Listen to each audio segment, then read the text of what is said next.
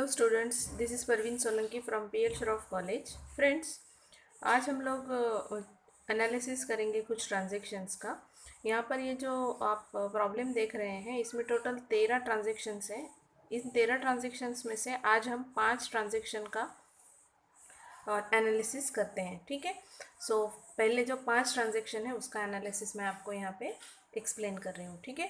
So let us move to the solution.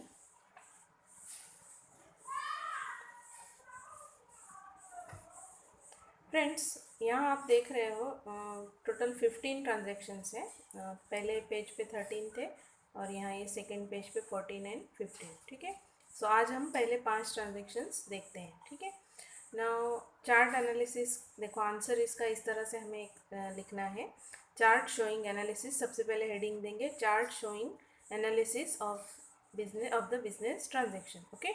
Now यहाँ पे जो ये सारे आपके कॉलम्स है, देखो सबसे पहला कॉलम है सीरियल नंबर का, उसके बाद ट्रांजैक्शंस का, उसके बाद 2 aspects of effects accounts involve, मतलब कितने अकाउंट इसमें एक्टिव होते हैं, कितने अकाउंट इन्वॉल्व होते हैं। देन नेक्स्ट है क्लासिफिकेशन ऑफ अकाउंट, कि जो अकाउंट एक्टिव है वो कौन से टाइप के हैं। उसके बाद रूल्स कौन से अप्लाई हुए हैं।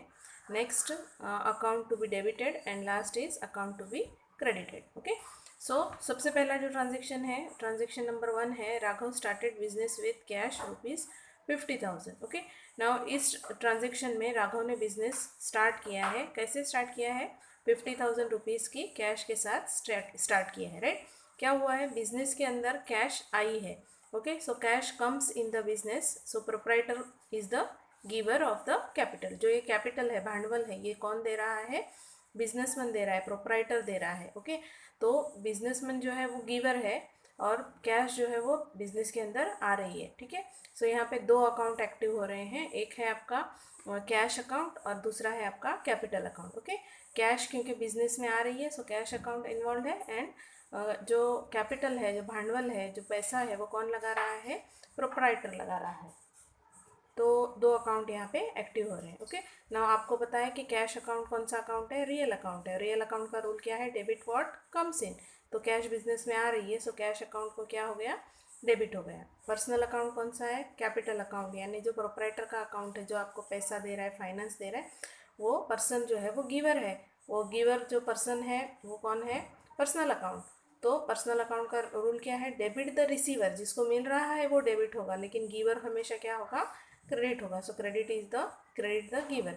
सो कैपिटल अकाउंट को क्रेडिट हो गया, यानी पूरी एंट्री अगर हम देखते हैं तो cash account debit to capital account. Now second transaction जो है वो है sold goods of ₹1500। Okay. Now goods sale हो रही है। देखो, जब हम सेल करेंगे तो क्या आएगा हमारे पास? कैश आएगा। सो कैश कम्स इन, क्या जाएगा? Sales is an income. Sale, cash जाएगी लेकिन सेल होगा, सॉरी कैश आ रही है एंड सेल हो रहा है। ओके।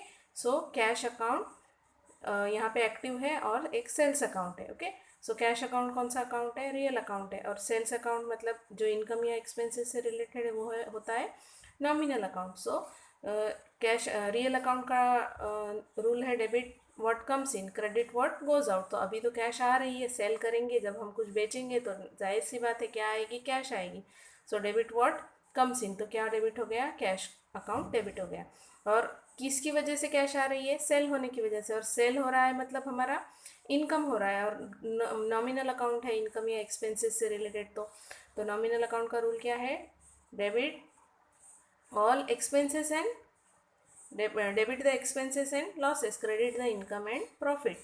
राइट। तो अभी ये तो हमारी इनकम हो रही है सेल की वजह से, सो हमने क्या कर दिया? सेल्स को क्रेडिट कर दिया। सो एंट्री बन गई cash account debit to sales account. Right. Now third transaction देखते हैं। फ्रेंड्स, थर्ड ट्रांजेक्शन है purchase goods for ₹1000 from Amit. Amit के पास से हमने गुड्स खरीदी 1000 रुपये की। तो 2 इफेक्ट कौन से हो रहे हैं? देखो, purchase is an expense. Okay. हम जब कुछ खरीदते हैं तो जाहिर सी बात है क्या होता है? खर्चा होता है। ओके। एंड अमित कौन है? गिवर है। देने वाला कौन है? अमित देने वाला है। राइट। अब देखो, यहाँ पे 2 अकाउंट एक्टिव हो रहे हैं, एक तो परचेसेस अकाउंट और दूसरा है अमित का account. Okay. Now purchases account कौन सा अकाउंट है? इनकम या एक्सपेंसेस से रिलेटेड है। अभी हमारा खर्च हो रहा है ना, तो खर्च हो या इनकम हो वो हमारा नॉमिनल अकाउंट है।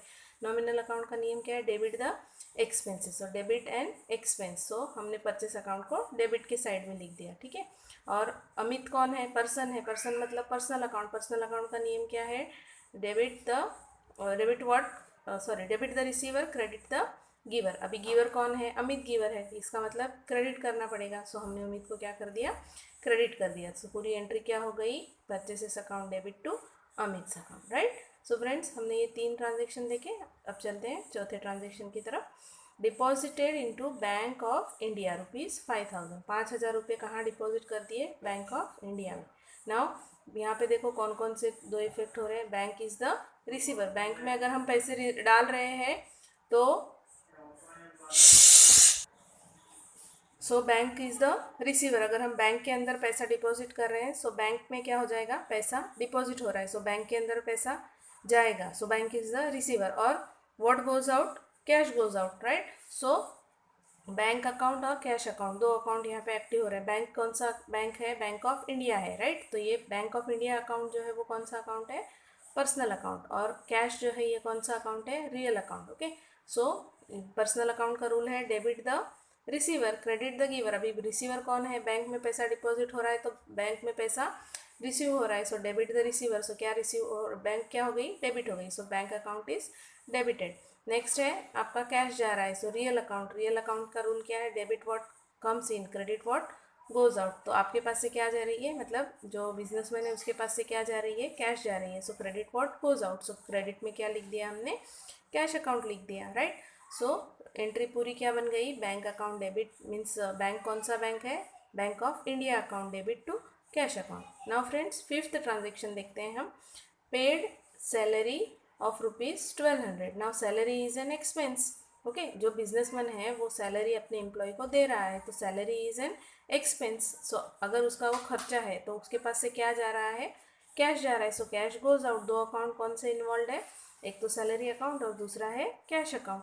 सो सैलरी अकाउंट यानी खर्चे या इनकम से रिलेटेड वो नॉमिनल अकाउंट कहलाता है। नॉमिनल अकाउंट का नियम क्या है, debit and expenses, okay. So nominal account का जो सैलरी है वो डेबिट हो रहा है, सो सैलरी अकाउंट को हमने डेबिट कर दिया। और कैश जा रही, मतलब कैश जो है वो जा रही है, सो कैश रियल अकाउंट है, debit what comes in, credit what goes out, so cash क्या हो गई, चली गई, सो कैश अकाउंट को क्रेडिट कर दिया। सो पूरी एंट्री क्या बन गई, salaries account debit to cash account, okay. So friends, in this way हमने ये 5 ट्रांजेक्शन्स जो है वो आपके यहाँ पे मैंने सोल्यूशन मैंने आपको एक्सप्लेन किया, आप इसका स्क्रीनशॉट भी ले सकते हैं, ठीक है। और नेक्स्ट लेक्चर में हम लोग अगले जो ट्रांजेक्शन्स है उसका एक्सप्लेनेशन में करूँगी, ओके। क्योंकि वीडियो बहुत ज़्यादा लंबा होने की वजह से फिर अपलोड होने में टाइम लगता है, सो बिकॉज ऑफ दैट मैंने कम ट्रांजेक्शन्स एक्सप्लेन किए हैं। आई होप आपको समझ में आया होगा, अगर नहीं समझ में आया होगा तो गूगल मीट के ज़रिए हम लोग जो भी कुछ आपका डाउट होगा वो मैं क्लियर कर दूँगी, ठीक है। और अगर आप जितना इसको पॉज वगैरह करके आप समझने की कोशिश करो, ठीक है। और कुछ डाउट होगा तो डेफिनेटली आप गूगल मीट में पूछ सकते हो, ठीक है। So till that will stop here now, thank you.